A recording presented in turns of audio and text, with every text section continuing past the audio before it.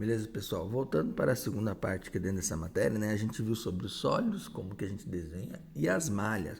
E eu coloquei para vocês como exemplo uma malha quadriculada, que foi onde eu fiz o nosso cubo aqui. Mas existem outros tipos de malha, a gente vai perceber aqui na página 104. Então, aqui, ó, que tem uma malha triangular, onde ele desenhou um cubo também, certo? Aqui outro tipo de malha triangular. Aqui tem um exercício para responder. Vamos tampar aqui que ele desenhou alguns sólidos aqui também.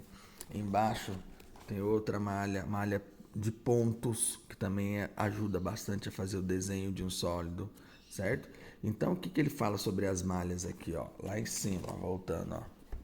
As malhas são um recurso geométrico que facilita a visualização dos objetos sólidos, pois permitem que representamos a tridimensionalidade de um sólido a partir de um plano bidimensional.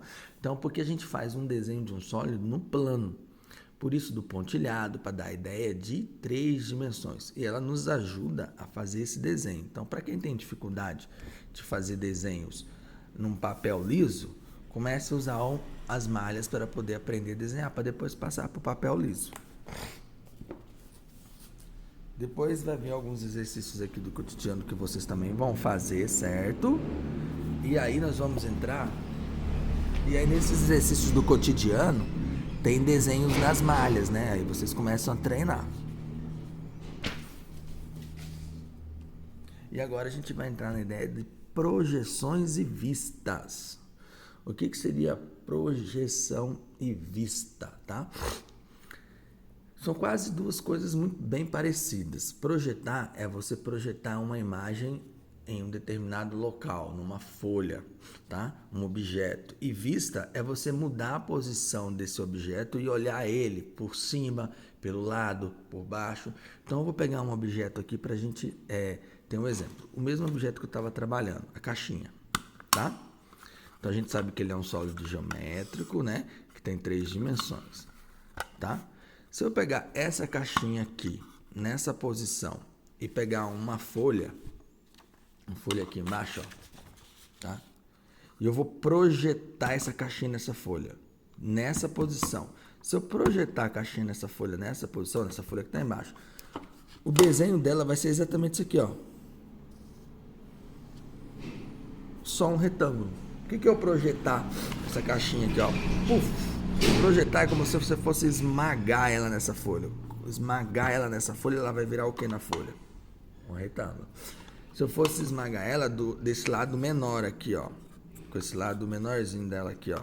Então, se eu fosse esmagar ela aqui, ó, ela ia virar um retângulozinho menor, porque é o lado menor dela aqui, ó. Tem um lado maior aqui que é o comprimento e a largura. Então, a projeção dela esmagada seria isso. Certo? Isso é projetar uma figura em um plano. Então, a gente pode pensar da seguinte forma também aqui, né? E as vistas? Vou pegar um outro objeto aqui para a gente entender o que seriam as vistas.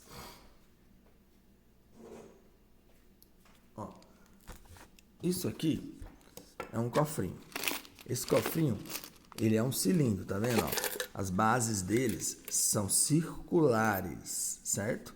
Então, vamos pensar no seguinte. Esse cilindro aqui, se eu olhar ele por cima aqui, ó, ele está em pé aqui na mesa. Vamos dizer que ele esteja aqui assim, nessa posição, tá? Essa é a posição frontal dele, tá? Se eu olhar ele aqui de cima, vamos pegar a vista superior. Então, vamos botar ele assim. O que eu vejo? Vou desenhar. O que eu vejo se eu olhar por cima? Só um círculo.